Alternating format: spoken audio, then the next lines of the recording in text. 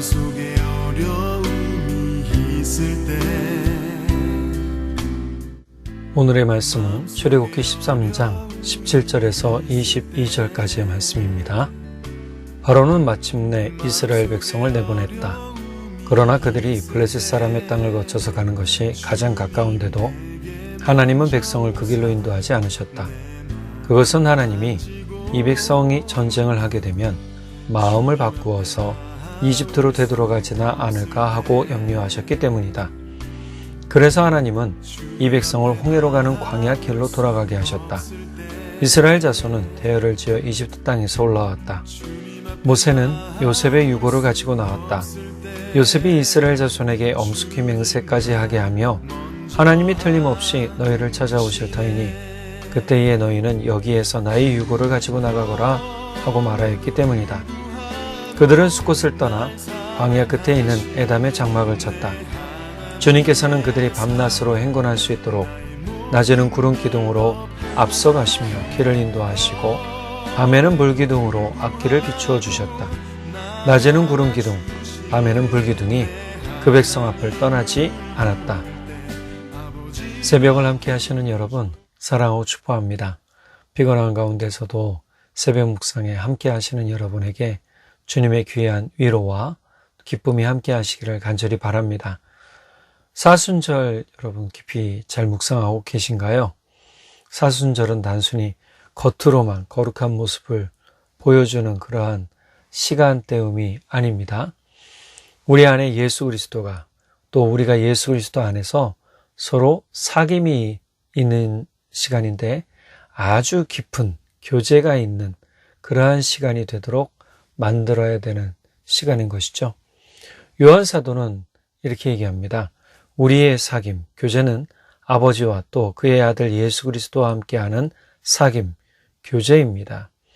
우리의 교제라고 했을 때 성도와 성도 간의 교제일 수도 있지만 중요한 건 우리가 하나님 아버지와 또 예수 그리스도와 교제하는 것, 사귀는 것에 대해서 이야기하는 것이죠. 사실 예수님께서 너희가 내 안에 내가 너희 안에 라고 할 때는 이 뜻은 사귐입니다. 교제를 의미합니다.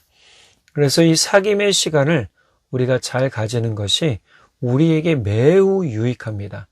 특별히 우리가 매일 바쁜 시간 중에 이 사귐의 시간을 얼마나 갖겠습니까? 이 특별한 사순절 기간 동안 이 사귐의 시간을 가진다면 그것은 굉장히 큰 유익이 되겠죠. 사순절을 통해서 우리는 하나님 아버지와 예수 그리스도와 깊은 사귐, 교제의 시간을 가짐으로 우리가 하나님을 더욱 알아가고 베드로 사도의 말처럼 예수 그리스도의 은혜와 예수 그리스도를 아는 지식에 자라가도록 만들어 줍니다. 때문에 사순절을 보내는 가장 중요한 방법이 뭡니까? 라고 물어본다면 바로 예수님을 묵상하는 겁니다. 여러분이 매일 묵상의 시간을 잘 가진다면 여러분은 예수 그리스도를 아는 일에 분명히 자라가게 됩니다. 그러니 이 묵상의 일들을 쉼 없이 끊임없이 때로는 피곤하더라도 이 묵상의 일들을 잘 이루어 나가기를 간절히 바랍니다. 오늘은 13장의 마지막 부분입니다. 이 부분은 두 가지 이야기를 해주고 있어요. 첫 번째, 하나님께서 이스라엘 백성들을 블레셋 사람들이 사는 땅으로 인도하지 않으시고 홍해로 가는 광야길로 인도하세요. 이유는 아주 분명하게 말씀하고 있죠. 이스라엘이 블레셋과 전쟁을 하게 되면 이집트로 돌아갈 것을 염려하셨기 때문이죠. 두 번째 이야기는 하나님께서 광야 길을 가는 동안에 이스라엘 백성에게 낮에는 구름기둥, 밤에는 불기둥으로 그들을 인도해 주시고 비추어 주셨다라고 말씀하고 있습니다.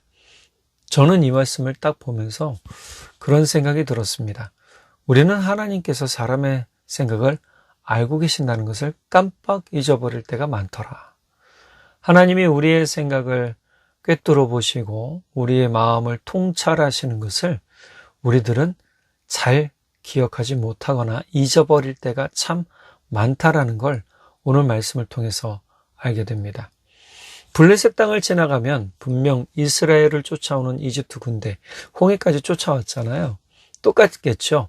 이집트의 파라오가 분명히 블레셋 땅을 거쳐가는 이스라엘 백성들을 쫓아왔을 것입니다. 그러면 이 블레셋 사람들이 가만히 있었겠습니까? 이집트 사람들과도 싸울 것이고 준비되지 않은 이스라엘 백성들과도 싸우겠죠. 자, 이런 전쟁이 발발하게 되면 아무런 준비, 진짜 군사적 준비, 또 어떤 전쟁할 준비도 되어 있지 않던 이스라엘 백성들은 당황하고 다시금 이집트로 도망하게 될 것을 하나님은 아신 것이죠. 사실 이집트에서 가나안 땅까지 가는 길로 보면 블레셋 땅에 가자를 거쳐서 가는 게 제일 빠르다고 합니다. 도보로 걸어가도 4에서 5일이면 갈 수 있다라고 해요. 그런데 하나님이 왜 이렇게 뱅글 돌리셨을까, 홍해로? 사람의 생각으로는요, 이렇게 가는 것이 더 이로울 거라고 생각을 하는데, 이스라엘은 이제 막 이집트를 탈출한 상태라고 하지 않았나요? 그들의 조직력이나 군사적 훈련이 전혀 되어 있지 않았습니다. 이스라엘이 준비되어 있지 않은 상태에서 자신들이 블레셋과 싸울 용맹만 가지고 있었다면 분명히 이들은 졌습니다. 블레셋과도 졌고 이집트와도 졌겠죠. 하나님은 이것을 너무 잘 아셨습니다. 이스라엘 백성들이 자신들을 모른 채 싸웠다면 필패인데 이스라엘 백성들을 인도하시는 하나님을 이스라엘 백성들이 쫓아가요. 자, 이러면서 하나님이 전쟁을 직접 하시는 것을 보여주시죠. 홍해의 전쟁은요, 이스라엘 사람들이 직접 싸운 전쟁이 아니라 하나님께서 이집트와 싸운, 이집트에 살아있는 태양신의 아들 파라오와 싸운 것을 보여주시고 누가 제일 전능하고 누가 제일 강한 신인지를 알려주고 보여주신 그런 하나님의 전쟁이라고 말할 수 있는 겁니다. 우리의 삶에 가장 큰 어려움이 닥칠 때, 사실 홍해에 대한 이야기는 영화로도 나와 있기 때문에 추천해드리고 싶은데요. 이 홍해의 싸움에서 진짜 막막하잖아요. 어떻게 건너갈지 모를 때 하나님은 모세에게 지팡이를 들라 하시고 모세가 지팡이를 드는 순간 홍해가 갈라지는 역사가 일어나고 바람이 세게 불면서 사람들이 건너갈 수 있도록 땅이 말라가죠. 그 뒤에 이제 이 홍해 사이를 이집트 군사들이 쫓아옵니다. 하나님께서 이스라엘 사람들이 다 건너온 것을 보시고 바람을 그치고 물로 이집트 군사들을 다 덮어버리죠. 이러한 이야기는 이스라엘 백성들이 싸운 전쟁이 아니라는 겁니다. 사실 이러한 전쟁은 하나님이 직접 하시는 것을 보여주시는 것이죠.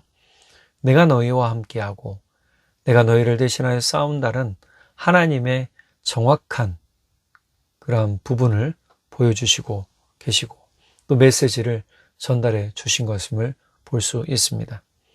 또 한 가지, 광야의 뜨거운 햇빛과 저녁의 차가운 날씨로 인해서 그들이 불평할 것도 알고 있었어요. 이스라엘 사람들이 얼마나 불평이 많은 사람들이었습니까? 광야 생활을 하는 동안 이스라엘 사람들은요, 물이 없다, 고기가 없다, 뭐가 없다, 없는 것만 찾아서 끊임없이 불평하고 불만하며 심지어 모세만이 리더자이냐라고 얘기하며 딴짓파들이 딴짓까지 걸 정도로 아주 못된 성질을 가진 사람들이었습니다. 근데 우리도 그럴 수 있어요. 믿으면서도 참 못된 성질을 가진 사람들로 변할 수 있습니다. 분명히 하나님의 역사도 보았고 경험했고 하나님이 하신 기적도 같이 경험했습니다. 그럼에도 불구하고 끊임없이 불평하며 불만하며 하나님을 향해서 자신의 악독함을 쏟아내는 사람들이 될 수도 있다는 것을 하나님은 알고 계셨습니다. 그래서 미연에 뭐 하셨느냐? 요구하지 않아도, 이스라엘 백성이 요구하지 않아도 뭘 해주셨습니까? 구름 기둥과 불 기둥을 준비해 주셨습니다. 자, 이러한 내용을 통해서 본다면 먼저 알아야 할 것은 하나님은 사람들의 생각을 꿰뚫고 계시더라.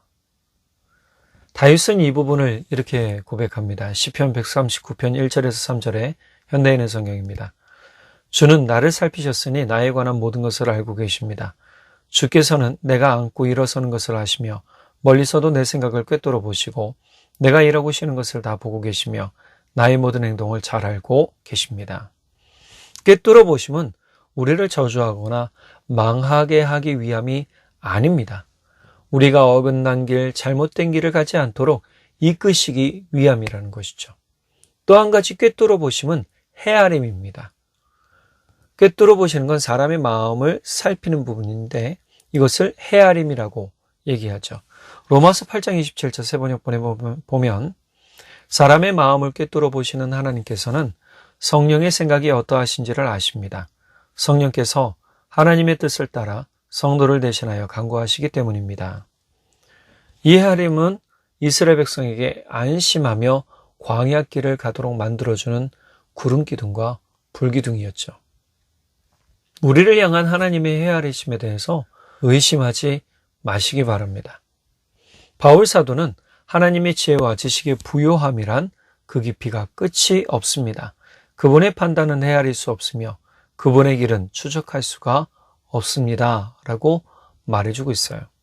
하나님의 헤아림과 하나님의 살피심은 그 판단은 사람의 생각으로 따라갈 수가 없다라는 거예요. 그러니 우리는 우리가 하나님의 생각이 왜 여기까지만 미치지? 왜 우리와 다르지? 라고 의심하거나 반항하거나 하나님의 말씀이나 생각에 불순종하는 일을 멈추어야 된다는 겁니다.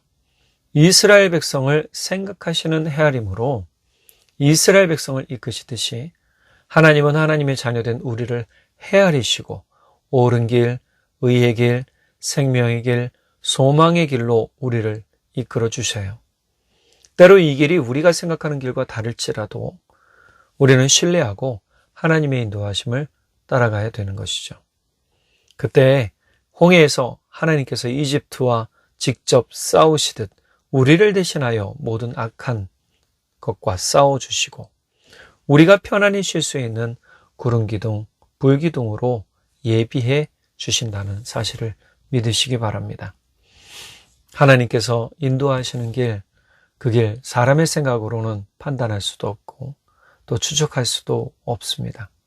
그 하나님의 헤아리심, 그 하나님의 깊으신 사랑이 바로 하나님께서 우리를 인도하시는 길 가운데 있다는 사실을 깨달으시고 온전히 믿음으로 따라가는 우리 모두가 되기를 간절히 바랍니다.